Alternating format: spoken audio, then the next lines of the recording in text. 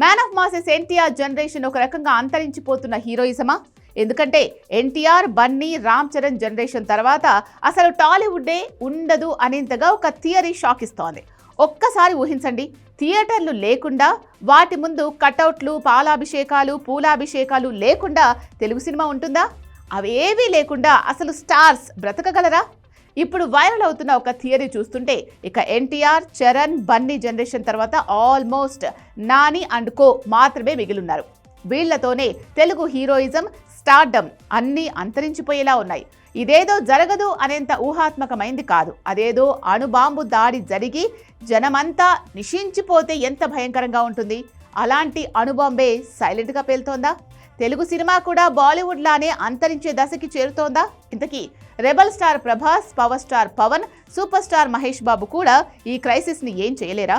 ఎందుకు ఎన్టీఆర్, నాని తర్వాత no hopes అన్న మాట వైరల్ అవుతోంది? Have a look.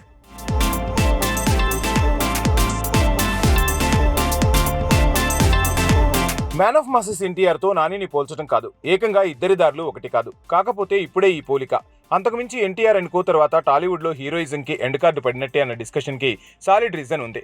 అదే క్రౌడ్ పుల్లింగ్. ఒక స్టార్ హీరో సినిమా వస్తుందంటే జనాలు థియేటర్స్ వైపు పరుగులు తీయాలి. అలాంటి క్రేజ్ ఇమేజ్ ఎన్టీఆర్, బన్నీ, చరణ్ లాంటి జనరేషన్ తర్వాత చూడలేం.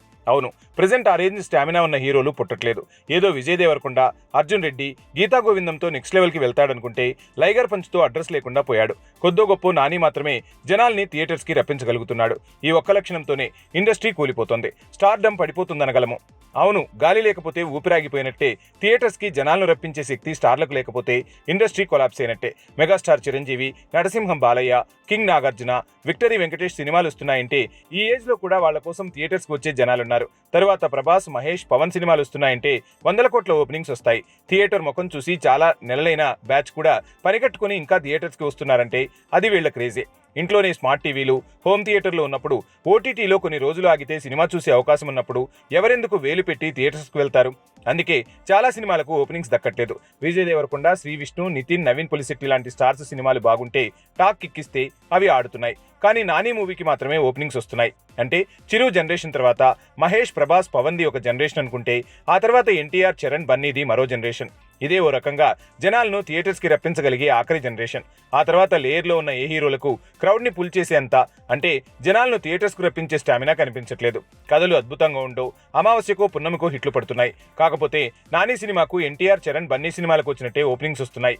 అంటే కథా కథనం ఎలా ఉన్నా ఒక స్టార్ ఇమేజ్ వల్ల ఓపెనింగ్స్తో పాటు కొన్ని రోజుల వసూళ్లు రావటం, ఆ రేంజ్లో క్రౌడ్ని పుల్ చేసేంత ఇమేజ్ ఉండటం తగ్గిపోతుంది. సో నాని తర్వాత జనరేషన్లో ఎవరికి ఆ స్టామినా లేకపోతే ఎన్టీఆర్ అండ్ కో రిటైర్ అయ్యాక ఆ స్థాయి నెక్స్ట్ జనరేషన్ కొత్త హీరోలకు ఉండే ఛాన్స్ లేదు.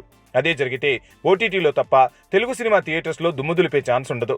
ఇక కటౌట్లు కట్టడం, పాలాభిషేకాలు లాంటి అభిమానం గతానికే పరిమితమవుతోంది. అదొక్కటి చాలు ఇండస్ట్రీ కొలాప్స్ అవుతోందని చెప్పటానికి.